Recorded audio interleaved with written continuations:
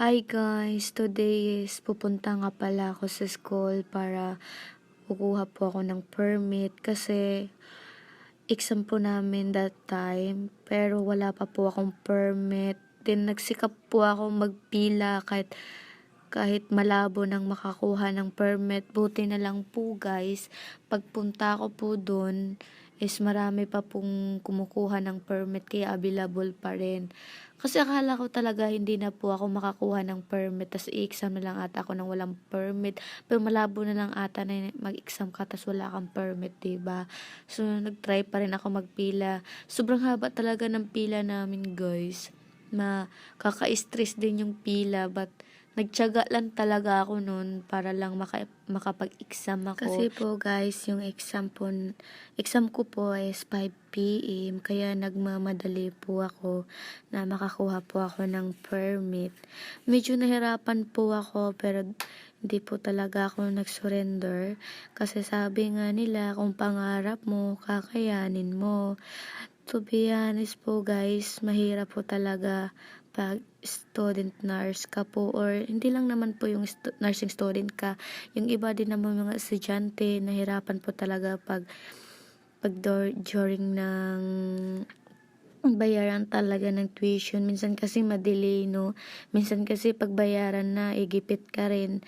O ayan, kaya minsan nahihilo ka rin. Kakaisip kung mag-exam ka ba or mag-special exam ka pa.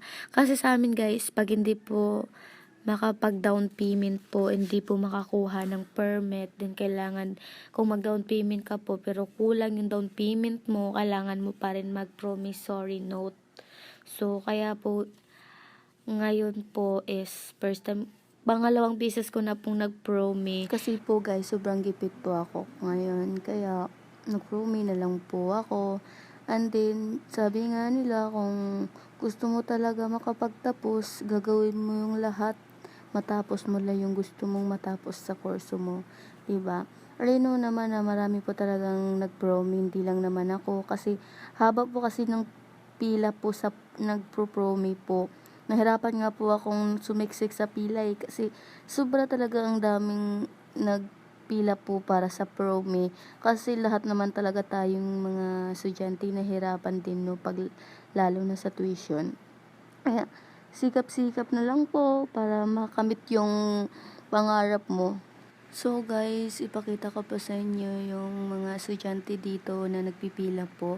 Yan pong nagpipila na dyan guys, yan po yung nagbabayad po sila ng tuition. Then yung pipilahan ko po doon sa promi, then papasok pa ako sa loob guys. Kasi ang haba talaga ng pila nga sa promi. And then, kaya nga nag-promi ako kasi kulang yung na-down payment ko. Kasi naman po guys, na-surprise po talaga ako. Kasi kakatapos lang ng sem break namin, i-exam agad. Diba? Sino namang hindi ma-surprise nun? Tas hindi ko din pinaalam sa kay kuya yung exam na pala namin. Ayan tuloy, nagka-aberya ang person yung ngayon. And then yan po yung pila na yan guys. Yan po ang haba. May pataas na po yan. Tapos pababa naman po hanggang papunta na po dun sa ng promissory note. Ayan, lumabas na po ako niyan guys kasi sobrang init po dun sa loob. Tapos sobrang saya ko kasi nasa labas na po ako nagpila. Sobrang tagal talaga ng pila guys. Nakakapagod. Pero hindi pa rin ako gumive up kasi alam ko naman na malapit na po ako. Ayan guys, sa loob na naman ako kasi palabas paloob po yung pila namin hanggang papunta po dun sa cashier and dun sa cashier na po ng promissory note. Ayan, babalik na naman ako sa labas kasi iwan ko ba kakapagod tong pila na to eh. Baba, akyat, palabas, papasok. Iwan ko po guys. Ayan, uupo na po kami dyan sa baba guys. Nakikita niyo yung mga tao dyan nakaupo sa labas. Yun po yung mga tao na nag-promi po sila. And then, pagkatapos ko po nagkuha ng permit guys, hindi ko po na-videohan yung pagkuha ko ng permit kasi bawal po ata. I know, pero baka bawal. And then, pumunta po ako dito sa library para mag-study. Then, pagkatapos ko mag-study, nagpunta po ako sa CR kasi sobrang sumakit po yung tiyan ko that time.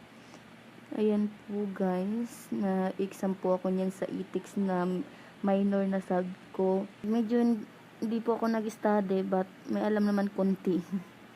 Ayan na, umuwi na po ako guys. Dinaanan ko po yung SM Fairview. Papunta po sa saan po ako nag-stay ngayon po. Dito po ako nag-stay sa Tandang Sora po. Hanggang dito na lang po, bye-bye.